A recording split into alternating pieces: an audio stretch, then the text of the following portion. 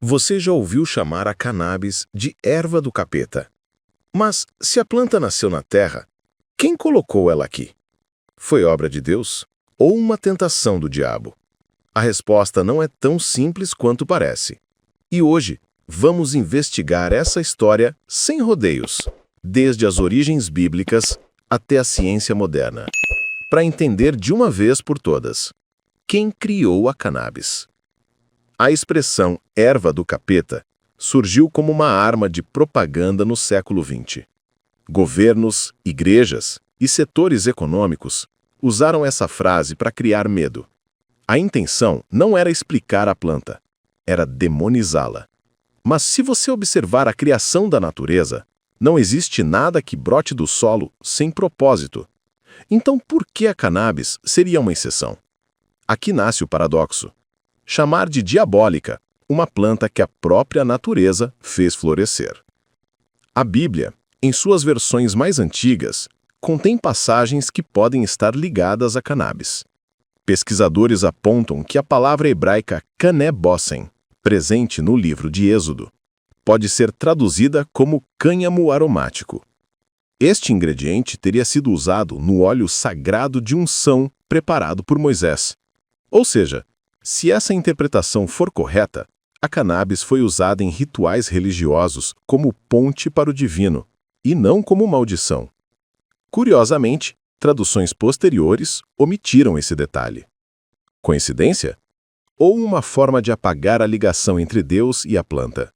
Se acreditamos que Deus criou a terra, então cada planta, cada semente, cada erva tem uma função no equilíbrio da vida. Mas, se acreditamos no diabo como um enganador, alguns podem interpretar que algumas plantas foram dadas como armadilhas. A questão é, será que uma planta com potencial medicinal, capaz de aliviar dor, ansiedade e até epilepsia, e até ajudar em terapias de trauma, realmente seria um presente demoníaco? Ou será que foi o uso abusivo, distorcido, descontrolado, que transformou o que era bênção em maldição? A ciência descobriu algo surpreendente nos anos 90, o sistema endocannabinoide. Esse sistema está espalhado pelo nosso corpo, no cérebro, órgãos, sistema imunológico, pele, músculos. E ele reage especificamente com moléculas presentes na cannabis. O detalhe chocante é que nosso corpo já produz substâncias parecidas, chamadas endocannabinoides. Isso significa que a planta não força nada de fora. Ela apenas conversa com um sistema que já existe dentro de nós. Se existe uma chave biológica feita para encaixar, seria lógico pensar que essa planta faz parte do plano natural da vida. Se a cannabis é tão antiga, por que foi proibida? Aqui entra outro ponto: poder e controle. Governos viram na proibição uma forma de moldar comportamento. Indústrias viram uma ameaça. O cânhamo poderia substituir papel, tecido e até plástico. Igrejas, muitas vezes, reproduziram esse discurso, associando a planta ao pecado. A pergunta é: quem realmente lucrou com a ideia de que a cannabis é do capeta? E quem perdeu acesso a um recurso natural valioso por séculos? Nem toda visão religiosa condena a cannabis. Alguns líderes espirituais defendem que, se Deus criou a planta, o homem não deveria destruí-la, mas aprender a usá-la com sabedoria. Outros afirmam que ela é a erva para os tempos finais, citando passagens do Gênesis. Eis que vos tenho dado toda a erva que dá semente, e isso vos servirá de mantimento. Mas há quem use as Escrituras para reforçar o contrário, dizendo que a cannabis pode ser instrumento de perdição. Essa dualidade mantém a pergunta viva: Deus ou diabo?